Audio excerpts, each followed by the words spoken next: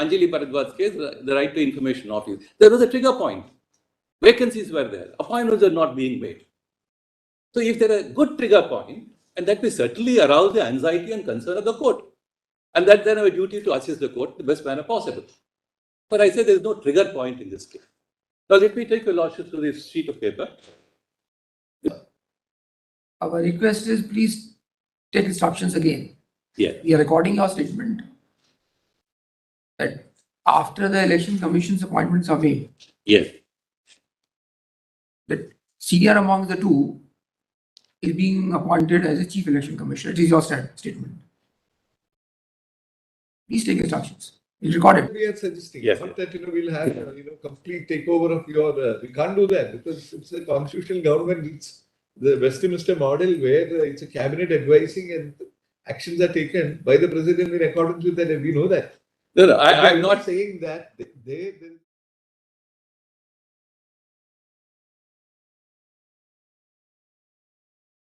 see, you appoint a yes man. Just going to the yes. I'm only just giving the example. yeah, lordship. Not that we are suggesting that you're doing it. You as a government, any government, Yes. for that matter, it appoints a yes man. Somebody carefully picks him up. Somebody who is like-minded, has an affinity of thought, their philosophy. So they will do their, whatever they're building, they will do it. They know it. No, your lordship, sir. You take him, you assure him security. You assure him both the other thing under the surface proviso 324(5), namely his conditions. On the face of it, everything is fine. Doggy. So perfect independence is what is a quality which is lacking? Absolutely. I mean, the quality which is lacking absolutely goes to the core of the matter, which is whether the man is really independent. See, there are various virtues, like in the American statute. It speaks separately of an amalgam of various virtues, one of which is independence. The most important thing is independence for certain institutions. You don't require that independence for a member of the parliament secretary. You don't require quality. See, the qualities of various qualities are to be judged with reference to the post that a person knows. For example, judge is supposed to be independent. I may be the most competent person. I know everything. But if I am docile, if before the government I become weak-kneed, when I have to take a stand, when I will risk my life, if it is so, then it is that quality which is required. Quite right. Let me try to further expand on that. There it is important. Absolutely. I mean, all these are aspects which will definitely go into not only a thought process, but also in their application. I quite see that. I'm not saying disagreeing with that. But why I thought I'll flag it is that the question of pick and choose or appointing a person of what some Justice Frankfurter called spaghetti spine. So we are not, therefore, if there is a room for doing that, and if there is an actual occasion when it has happened like that, then the court may enter into the picture. Why did it happen like this? How is this happening?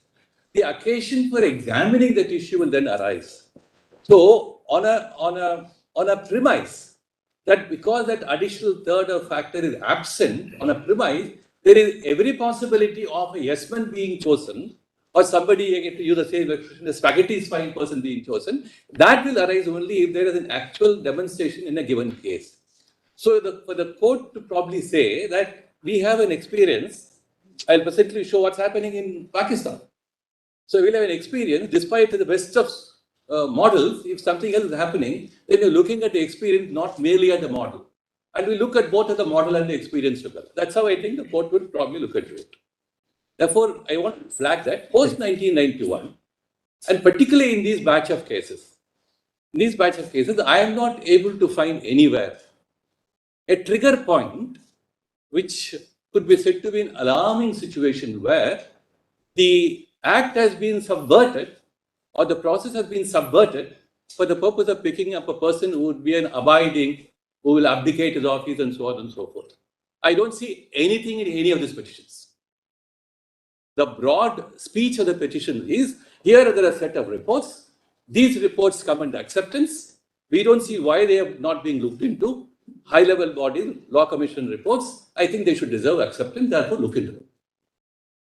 Therefore, it's very important that there is somewhere in several, while we certainly articulate the role of the court in important fundamentalized violation cases, but certain other areas where the role of the court would be certainly important for the purpose of looking at various policy measures. Look at today's, we are not even saying that because of global impact and a variety of aspects, the governance issue is so complex.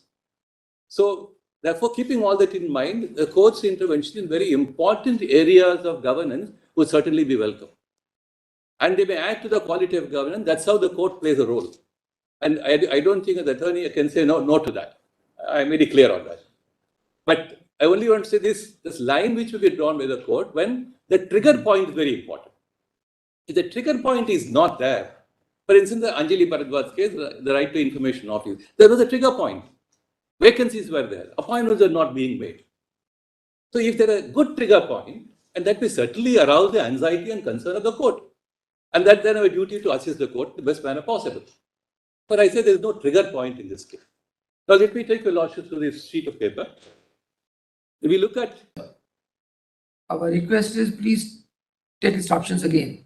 Yeah. We are recording your statement that after the Election Commission's appointments are made, Yes. that senior among the two is being appointed as a Chief Election Commissioner. It is your statement. Please take instructions. We'll record it. And if you are making Election Commissioner as a Chief Election Commissioner, what is the guiding factor according to you in making an appointment? Only seniority among the two? Yes, seniority. That's what we are on. Seniority. That's how it is. All right. And what is the mechanism in appointing election commissioners? So that is again a procedure which has been followed over a period of time. There's a convention. Convention? I'll just come to it. I'll just explain. Because if the entry level is in your system is election commissioner, and only the election commissioner become a chief election commissioner. Right. So there is no independent mechanism available to consider other than the one who is not election commissioner. Then comes the question. So you confine to election commissioners alone for the purpose of appointment of election commissioner. And that man has already served into this election commission's business for 2 years, 3 years, whatever the role is. As when the vacancy of election commissioners is available, then only do one thing. Show us what is the mechanism you put in place for the purpose of your entry level as election commissioner. Yes. If this is your stand, so we don't want to go ahead open selection process for a chief election commissioner because the entry level is election commissioner. Make it clear. Entry level is election commissioner, but there is no direct appointment as the chief election commissioner. There is no bar here. That is the position. In fact, that was what was being done for 40 years. Exactly. That was the concern of session. The concern of session was that you are really eating into the sort of independence of the chief election commissioner. You are corroding the independence by this process of having 2 election commissioners. No, and that's why That was the whole idea. whatever TN session, pre-TN session era is now a closed chapter. 40 years. It's now a closed chapter. Now, a lot of lessons have been learned. I'm sure the lessons have been learned from Hon'ble side. I don't think that need to be a matter of concern. That I think the point. I also looked at the point. Therefore, the point therefore will be if this is your submission. The procedure that we may consider putting in place will have to relate to the appointment of the election commissioner. The reason I see that. But if he is going to go up the ladder automatically in terms of seniority, the appointment must be scanned at the stage of the election commissioner, not the election commissioner. The prayer will have to be changed. What they are suggesting is perhaps not as ambitious as you are apprehensive of.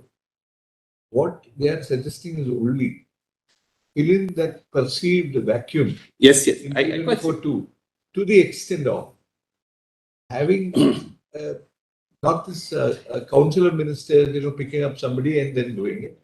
Just have the Chief Justice, for example, of India, whose credentials. Absolutely. I have nothing to disagree on that.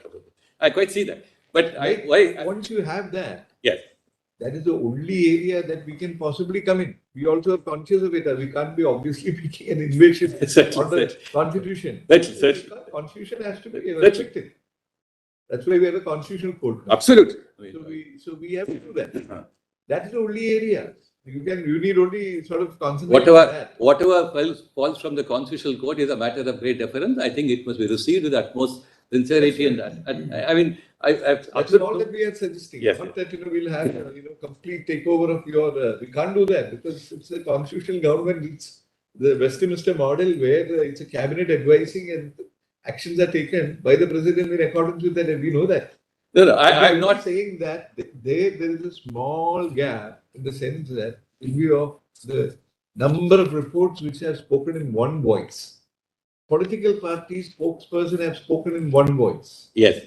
Because they know on the ground, reality, like you said, the model is there, but how is it acting on the ground? How is it being used by the politicians on the ground, irrespective of whichever party they may belong to? That calls for reform.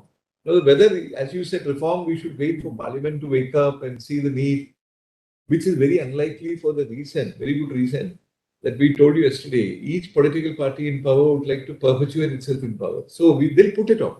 Okay, let the next government do it. Right. We got a good man. We are sort of having a very good relationship with him. He'll do our bidding. Things are moving fine. So nobody wants to walk that extra mile to bring in the much needed changes. That is the only area where the court may have to step in. I wouldn't, in principle, disagree with that proposition because I think that's how we assist the court, and how do we reach that if there is a point for reaching? Certainly, that's how we assist the court. I certainly no disagreement on that. But to have that concern repeatedly being brought about. Even while you say that with respect, after going through this, Yeah. that all these persons were actually functioned at the secretary level. But it would be indicative of one fact. Now, all along, you were only looking into the bureaucrats for this post. Correct. They're all civil servants. Civil servants who reach the level of a secretary of a department. So All along, only. Now, let me take your lordship to my note, supplementary note. Yeah.